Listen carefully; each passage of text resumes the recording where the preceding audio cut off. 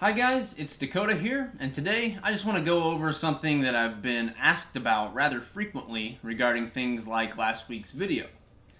Namely, why do I do top 10 lists and other frivolous, nerdy discussions like that?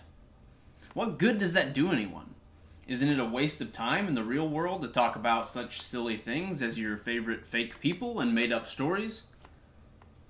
To those questions, I say, first and foremost, that the questioner clearly hasn't figured out the enormous influence that stories have in our lives.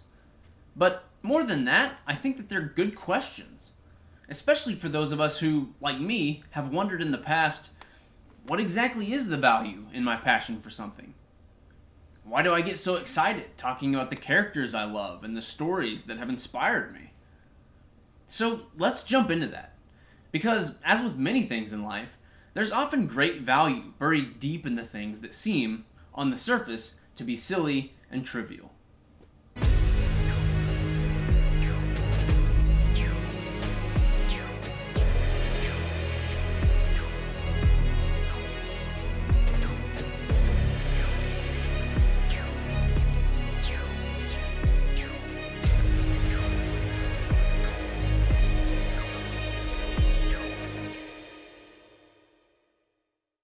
So, as I said earlier, on the surface, it may seem ridiculous to some people that my friends and I like to discuss topics like the coolest characters of all time, or which Star Wars lightsaber duel is the best of the series, or who's the superior Dragon Age companion for your party.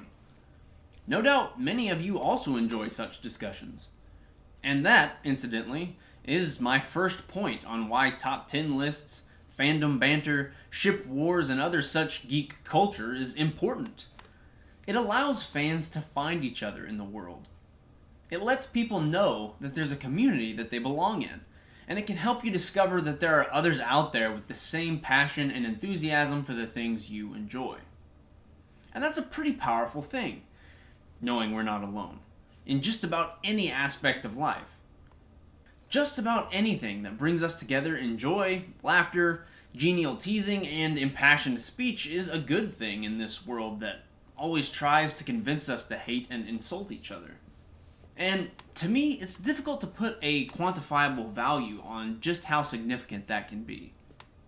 My next point is that top 10 lists and goofy discussions can be an excellent way to get recommendations.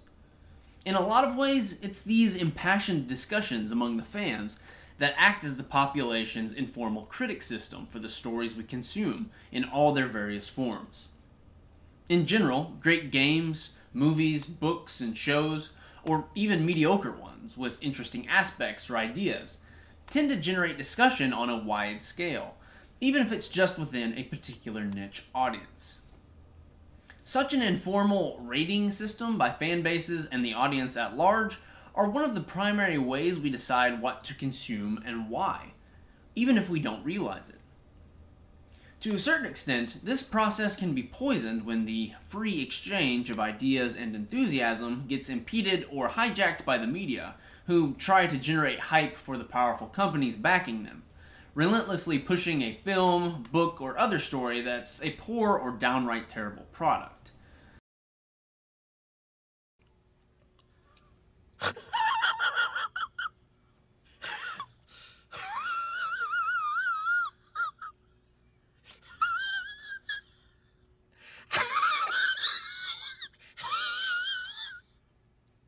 But in general, people are pretty good at picking up on BS and virtue signaling.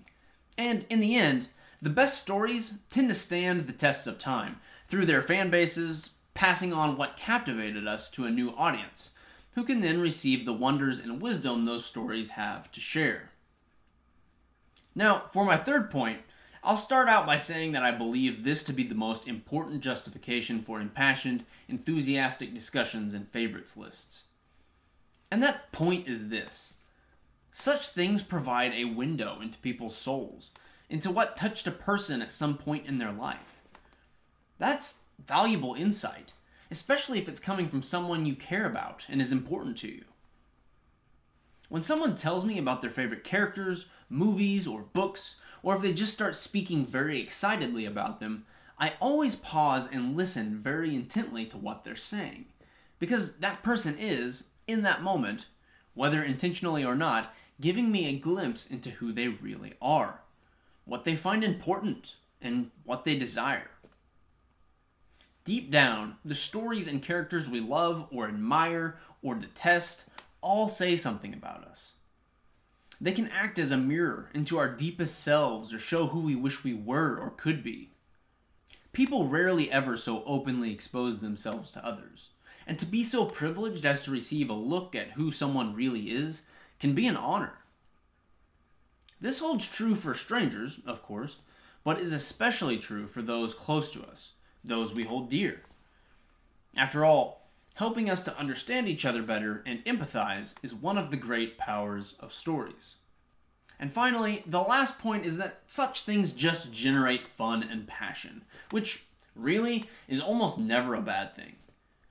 What excites us shouldn't be hidden from the world. It's precisely those things that make us thrilled to be alive and glad to be here. So find people who love what you love and go wild. Life's too short to keep the fun and passion we have locked away. So talk with enthusiasm and joy about the things that excite you. Make top 10 lists of your favorite characters or stories. The world always needs passion and enthusiasm, and you'd be hard-pressed to find someone who hasn't been galvanized into action or emotion by a story at some point in their life. And that is all I have for you today. Thanks for watching. If you'd like to see last week's video that inspired this one, I've linked it in the description below. Go hear my opinion on the top 10 coolest characters of all time, and let me know what you think, or leave me a list of your picks. If nothing else, just go have a conversation about some geeky subject. There might be more value to it than it seems there is on the surface.